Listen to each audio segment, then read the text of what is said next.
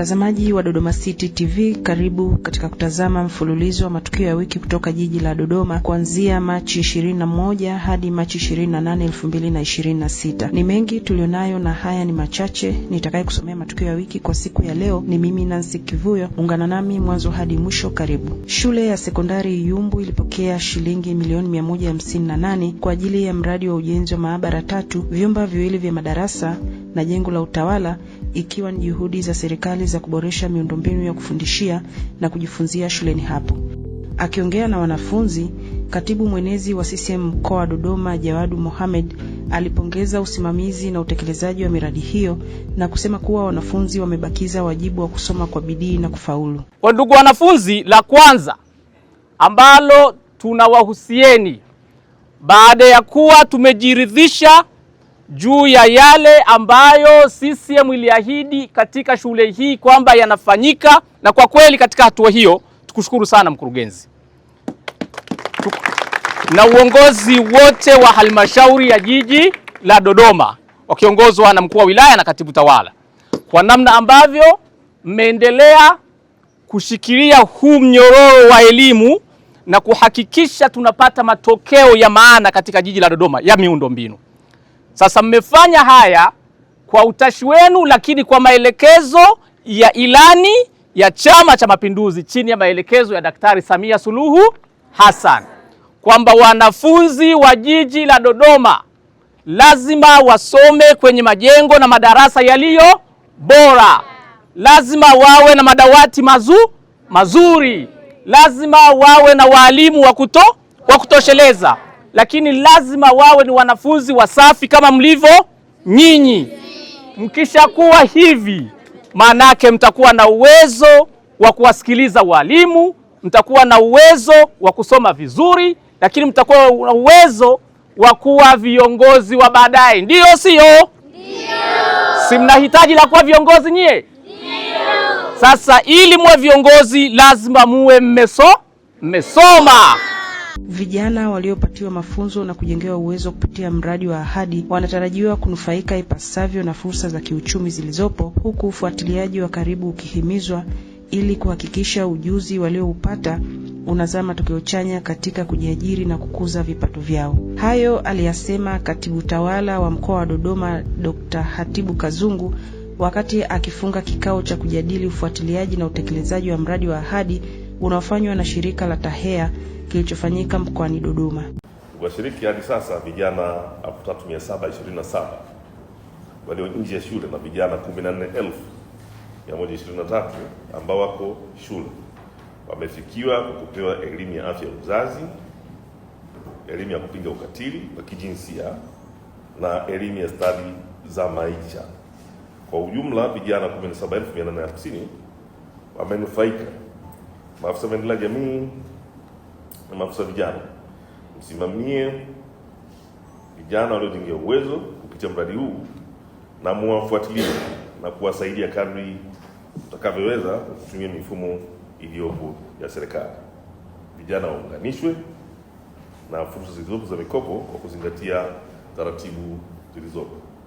Jambo la tatu, viongozi wa mradi wa Ahadi, naomba mshirikiane na maafisa maendeleo ya jamii na maafisa vijana kuwatambua na kuandaa vijana wachache waliofanikiwa zaidi ambao wamejiajiri au wamepata ajira ili wawe mabalozi na watoe hamasa kwa vijana wengine.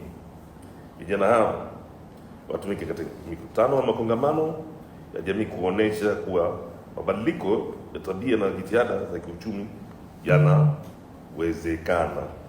4.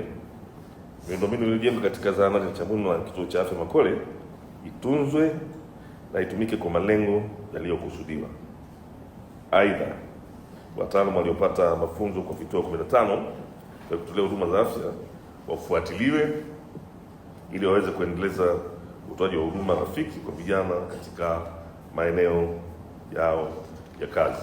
Nimalizie hotuba yangu hii kwa kuwashukuru na kuwapongeza sana kwa utekelezaji wa mradi huu pamoja na maandalizi ya kikao hiki.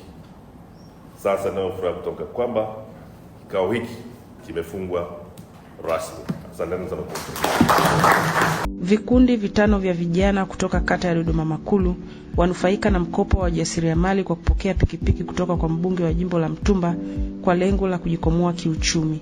Hayo aliyasema diwani wa kata hiyo Samson Mkopi wakati wa kutoa shukrani kwa mbunge huyo, huku akiwaasa vijana kutunza vifaa hivyo ili viweze kuwanufaisha na pia kufanya marejesho kwa wakati ili na vijana wengine waweze kupata mikopo hiyo. Baada nichukue nafasi hii kumshukuru sana mheshimiwa mbunge ndugu Anthony Peter Mavunde.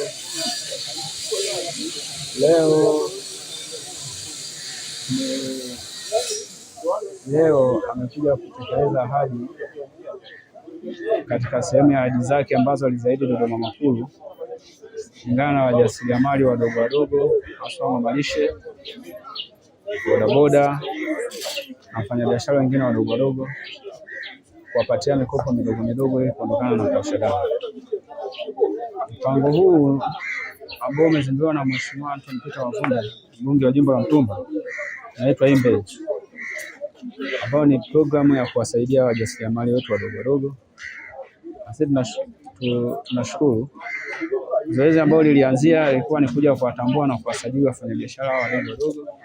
Nadhani ilifanyika mwezi wa pili.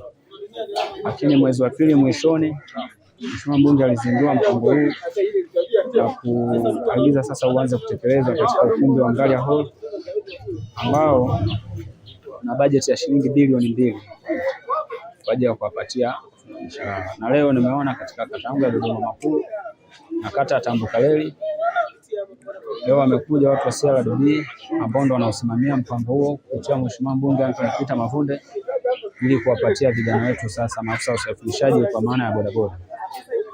Dodoma Makulu tuna kikundi cha watu 5 ambao ni vijana wa usafirishaji, lakini pia na wenzetu wa Tambukareli wamekuja kuungana na sisi kwa ajili ya kupatiwa pikipiki. Uongozi wa kanda namba 6 umetoa wito kwa wakazi wa mtaa wa Mbwanga, Ndachi, Kibaoni kuendelea kuimarisha usafi wa mazingira katika maeneo yao ya makazi na biashara ili kudhibiti magonjwa yanayotokana na uchafu. Akizungumza na wananchi wakati wa zoezi la usafi lililofanyika katika maeneo mbalimbali ya kanda namba 6, afisa utumishi wa kanda namba 6 Jane Michael amesema usafi wa mazingira ni jukumu la kila mwananchi na si la serikali pekee. Hivyo ushirikiano wa jamii ni muhimu ili kuhakikisha mazingira yanakuwa safi na salama. Swala la usafi liwe kama desturi, liwe kitu ambacho ni mwendelezo. Tukisikia wito tutoke, tusaidizane. Ili tunapokutana, wanasema umoja ni nguvu, utengano ni dhaifu. Mimi naamini leo tuko kwa uchache huu, lakini next time tukikutana tukiwa wengi, ili eneo tutalishambulia na tutalimaliza tena kwa muda mfupi sana. Kwa naomba tu niwasisitize, lakini pia niwaombe mwenyekiti na mtendaji wanapojaribu kutoa matangazo kuhusu swala la usafi au mambo mengine yoyote yanayohusiana na nchi yetu na maeneo yetu, tujitokeze kwa wingi. Lengo sio kwa ajili yetu sisi. Sisi sasa hivi kuna muda unaona kabisa mimi umri wangu ushakimbia, lakini tuna watoto. Kwa sababu tunapozungumzia habari ya hospitali ya wilaya, yawezekana mpaka inaisha wewe hautaitumia, lakini watoto wetu, vizazi vyetu baadaye watafanya nini? Watavitumia. Kwa naomba jamani, nitoe rai, tujitoe kwa umoja huu tulionao, lakini pia tuwe mabalozi kwa watu wengine. Kwamba jamani, maeneo tunayoitwa tuwe tunaenda, na tukienda ushirikiano pia tunafanyaje? Tuwe tunapeana. Jamani, mimi nawashukuru sana, lakini pia karibuni kanda namba 6 kwa wale ambao mjawahi kufika kata ya Mnadani, huduma zote pale zipo. Kwa mkiwa na changamoto zozote, karibuni, msisite kufika ofisi za kata ya Mnadani. Kwa upande wake, mwenyekiti wa mtaa wa Mbwanga Angelina Joseph amesema kuwa uongozi wa mtaa huo umejipanga kuhakikisha usafi unaendelea kuwa ajenda ya kudumu kwa wananchi, na kwa yeyote atakayekiuka agizo la usafi sheria zitafuatwa. Jina naitwa Angelina Joseph Kengu, ni mwenyekiti wa serikali ya mtaa wa Mbwanga. Maeneo hapa tulipo, ili eneo ni eneo la zahanati, na sasa si eneo la zahanati, ni kituo cha afya. Lakini pia tumekwisha tembelewa na mganga mkuu wa jiji la Dodoma akiwa na timu yake kwa kuja kulitathmini eneo, na walibaini kwamba linaweza kujengwa, lina sifa ya kujengwa hospitali ya wilaya ya macho na jengo la mama na mtoto. Hivyo sasa wito wangu kwa wananchi, tunaposikia wito wa kuja kufanya usafi katika maeneo yetu ya huduma za kijamii, tuwe tunajitokeza kwa wingi, kwa sababu eneo hili ni la kwetu sote. pale hospitali itakapojengwa, wanufaika wa kwanza ni sisi wenyewe wana Mbwanga na wala sio mtu mwingine. Lakini pia ukisafisha eneo linawapa watu moyo wa kuja kufanya chochote kulingana na kwamba wananchi wameonyesha jitihada za kujali na kutunza eneo lao. Mapambano dhidi ya ugonjwa wa kifua kikuu unaendelea kupewa kipaumbele katika jiji la Dodoma, ambapo mratibu wa kifua kikuu wa jiji hilo Rahma Mohamed amewataka wananchi kuchukua tahadhari mapema pindi wanapoanza kuonesha dalili za ugonjwa huu. Akizungumza na vyombo vya habari, amesema kuwa kifua kikuu bado ni changamoto ya afya kwa umma, lakini kinatibika iwapo mgonjwa atagundulika mapema na kufuata maelekezo ya wataalamu wa afya. Kifua kikuu ni ugonjwa ambao unaambukizwa kwa njia ya hewa, ambapo kuna vimelea aina ya bakteria ambavyo vinaitwa Mycobacterium tuberculosis, ambavyo ndivyo vinaambukiza kifua kikuu. Pale mgonjwa au mtu mwenye vimelea vya kifua kikuu anapokohoa, anapopiga chafya au anapoongea au kuimba, anavitoa vile vimelea, vinaenda kumuathiri mtu ambaye ni mzima, hana vimelea vya kifua kikuu. Dalili kuu za kifua kikuu ni kikohozi cha wiki 2 au zaidi, mgonjwa kupungua uzito, kupata homa za mara kwa mara hasa muda wa jioni na usiku, kukohoa damu ama kutokwa jasho jingi lisilo la kawaida mida ya usiku.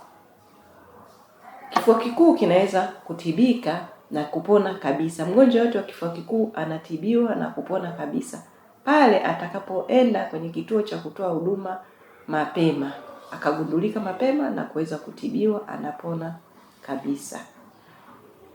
Matibabu ya kifua kikuu huchukua muda wa miezi 6 hadi mwaka mmoja kutokana na aina ya kifua kikuu ambacho amepata, kwa sababu kuna aina 2 kubwa. Ni kifua kikuu cha njia ya mapafu ambacho hicho matibabu yake ni miezi 6, lakini kuna kifua kikuu sehemu nyinginezo za mwili. Unaweza ukapata kifua kikuu kwenye ubongo, kwenye uti wa mgongo, kwenye matezi. Kwa hiyo aina hizi zinatibiwa kulingana na ukubwa wa tatizo lenyewe. Kwa mfano, kifua kikuu cha uti wa mgongo kinatibiwa kwa miezi 12. Kifua kikuu cha kwenye ubongo kinatibiwa miezi 12. Lakini aina nyingine za kifua kikuu zinatibiwa kwa muda wa miezi 6.